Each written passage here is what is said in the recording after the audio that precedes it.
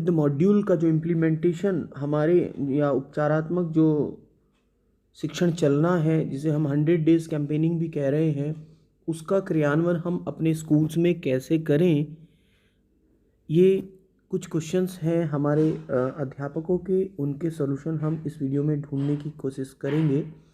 ये वीडियो आपके लिए यूज़फुल हो सकता है, इसलिए आपसे रिक्वेस्ट है कि वीडियो को शुरू से अंत तक देखें। तो जैसा आप स्क्रीन पे देख रहे हैं कि अभिभावकों को अपने बच्चे सोमवार और बृहस्पतिवार को कक्षा 1 और 5 के आने हैं, मंगलवार और शुक्रवार को कक्षा 2 और 4 के आने हैं, बुधवार और शनिवार को कक्षा 3 के आने हैं। यानी कि बच्चों को जो स्कूल्स में आने का है वो इस तरह से आप देख रहे होंगे। इसके साथ साथ में आपने एक चीज़ और नोटिस की होगी, ये हम इस तरह से भी देख सकते हैं। और फिर से स्कूल चले, स्कूल में कक्षाओं का संचालन कैसे है, तो ये इस तरह से आप देख रहे होंगे। तो अब हमारे पास क्वेश्चन आता है कि हम शून्य सप्ताह कैसे चलाएं, क्योंकि इसमें भी आप देखोगे कि जो हमारे बच्चे आ रहे हैं सोमवार और गुरुवार में कक्षा 1 और 5 के 50% सोमवार में आएंगे, 50% गुरुवार में आएंगे। सेम ऐसे ही मंगलवार में और शुक्रवार में 50% कक्षा 2 और 4 के आएंगे मंगलवार को और 50% शुक्रवार को आएंगे। तो इन सब के सारी जो बच्चों का आने का क्रम है, उसमें हम कैसे अपने समृद्ध मॉड्यूल को इम्प्लीमेंट करेंगे। जैसा विभाग के निर्देश हैं कि हमें समृद्ध मॉड्यूल भाषा और गणित को इम्प्लीमेंट करना है, 100 डेज़ कैंपेनिंग चलाना है। तो आप उसके लिए सबसे अच्छा तो है कि जैसा यूट्यूब सेशन भी हुआ था, उसमें VK आनंद सर का जो यूट्यूब सेशन हुआ था अभी 24 तारीख को, उसमें बताया गया था कि पूरे मार्च भर हमें अपना जो है शून्य सप्ताह चलाना है। यानी कि शून्य सप्ताह की जो अवधारणा बताई गई है समृद्ध मॉड्यूल में, उसको हमें पूरे मार्च चलाना है। अब हम देखते हैं क्यों चलाना है उसको पूरे मार्च, उसको भी समझ लेते हैं। आइए शुरू करते हैं। महीना दिया गया है, इसमें मैंने सारे मंथ में देखा है कि जहाँ छुट्टी है उसको छोड़ के मैंने सारे दिन काउंट किए हैं, आप देखोगे। और ये देखा है कौन सा बच्चा कौन से दिन आएगा। 50% आप यहाँ से देख रहे होंगे कि यहाँ जो हमारे कक्षा 1 के 50% बच्चे हैं, पूरे मार्च में केवल कितने बार आने हैं, 4 बार आने हैं, यहाँ से आप देख रहे होंगे।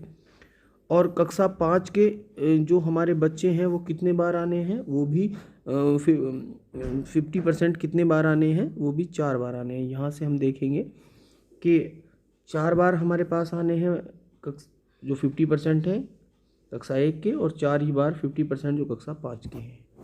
फिर उसके बाद जो हमारे 50% आने हैं कक्षा 1 और 5 के, वो केवल 3 दिन आएंगे। यानी कि इसी तरह से आप देखोगे कि कक्षा 2 और 4 के जो 50% बच्चे हैं, यहाँ से आप देख रहे होंगे, तो वो आएंगे 5 दिन। इससे नेक्स्ट हम देखते हैं कि वो जो बचे हुए 50% हैं वो कितने दिन आएंगे, वो आएंगे 4 दिन। ठीक है।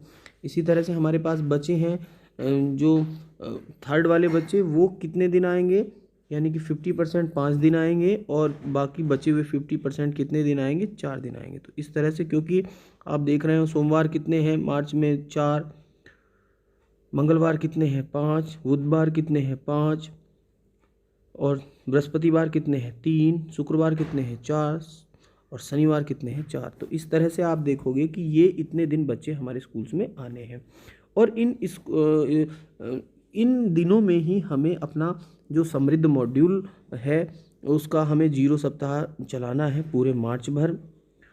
और उसमें आकलन कब करना है, इसको भी हम आगे अब समझते हैं। आकलन कैसे करेंगे, कब करेंगे, इसको हम समझते हैं आगे। आइए शुरू करते हैं। तो यहाँ हम शून्य सप्ताह को समझते हैं। शून्य सप्ताह आप देख रहे हैं, तो यहाँ शून्य सप्ताह में जो काम होने हैं वो आपने ट्रेनिंग में भी देखे होंगे, सत्र पर कि हमें उनका परिचय करना है, उनके पसंदीदा खाना जो हमने अभी जियो देखा होगा कि उसमें MDM उनके पसंद का, उनका स्वागत, बैलून वगैरह, वो सारे चीज़ें हमने कर ली हैं। तो हमें पहले जो सप्ताह चल रहा है उसमें हमें, यानी कि जो पहले दिन बच्चे आए हैं, जो कक्षा 1 के कितने बच्चे आए हैं, 50% बच्चे पहले सप्ताह में आए हैं, पहले दिन आए हैं, उनका हमें तब आकलन नहीं करना। हम जब वो नेक्स्ट बार आएंगे तब उनका आकलन करना है, क्योंकि पहले दिन तो उनको सहज ही करना है, उसी दिन आकलन हमें नहीं करना है। कब करना है? जब बच्चे दोबारा आएंगे। और जो 0 सप्ताह के काम है वो आप यहाँ से देख रहे होंगे, मौखिक खेल है, कविता पोस्टर पर, चित्र पर चर्चा, ये सारे काम हैं जो आप देख रहे होंगे। इस तरह से हमने 0 सप्ताह में, अब ये 8 सप्ताह की जो योजना है उन्हें जैसे कैसे क्रियान्वित करना है ये भी आप देख चुके हैं। मगर यहाँ हम आकलन पे आते हैं। आकलन कैसे करेंगे? तो आकलन का वही है कि कक्षा 2 व 3 के बच्चों का आकलन मुख्य रूप से शब्द पर होगा। जो आकलन टूल है वो भी दिया गया है, उसमें 20 शब्द होंगे। कक्षा 1 के स्तर के होंगे, आपको पता है। कक्षा 2 का जो है वो पाठ कार्ड पर होगा। वह कक्षा 4 और 5 का वह कौन से स्तर का पाठ होगा? कक्षा 2 के स्तर का पाठ होगा। बेसलाइन आकलन करेंगे कैसे, ये आप समझ रहे होंगे कि जो स्कोरिंग प्रपत्र मैं नेक्स्ट आपको दिखाऊंगा। स्कोरिंग प्रपत्र में यदि सही है तो 1 भरेंगे, गलत है तो 0 भरेंगे। जो इस तरह से आकलन हमारा पत्रक है, ये शब्द कार्ड है और ये पाठ कार्ड है। अब ये हमारा जो यहाँ हम देख रहे हैं, इसमें स्कोरिंग प्रपत्र में आप यहाँ से देख रहे होंगे, इधर हम बच्चों के नाम भर लेंगे और यहाँ हम क्या करेंगे, यहाँ हम सही है उस बच्चे का कक्षा भर के तो यहाँ हम 1 भरेंगे, नहीं तो हम उस कॉलम में 0 भर देंगे, इस तरह से।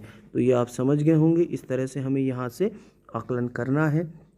और आकलन करने के बाद जो है हमें फिर स्तर निर्धारित करने हैं। स्तर निर्धारित करने के बाद हमें शिक्षण प्रारंभ करना है, जो सप्ताह 1 से चलेगा। यानी कि 0 सप्ताह जो हमारा पूरे मार्च भर चलना है, उसमें यही काम है। और उसमें मार्च में भी जब बच्चे पहले दिन आ रहे हैं, कोई से भी क्लास के हों 50%, उनका तब आकलन नहीं करना। जो बेसलाइन टेस्ट है वो हमें करना है जब वो दोबारा आएंगे, जिससे वो असहज महसूस ना करें। तो ये हमें मार्च में करना है।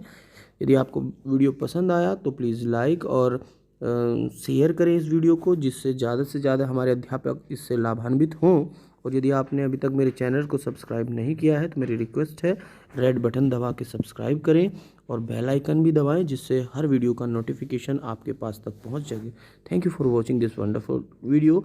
Have a nice day. यहाँ हम एक बात और समझ लेते हैं कि जो स्कोरिंग प्रपत्र है उनको हम अपने किसी रजिस्टर में भी खींच सकते हैं, जैसे कॉलम दिए गए हैं। या रजिस्टर में हम उनको खींचना नहीं चाहते हैं तो हम क्या करेंगे, जो उसमें दिए गए हैं मॉड्यूल में, उनका हम प्रिंट आउट निकलवा सकते हैं या फोटोस्टेट कर सकते हैं, उसमें अपने बच्चों के नाम लिख सकते हैं। मगर मैं ये कहूँगा कि सबसे सही क्या रहेगा, यदि हम उसका एक रजिस्टर बना लेते हैं।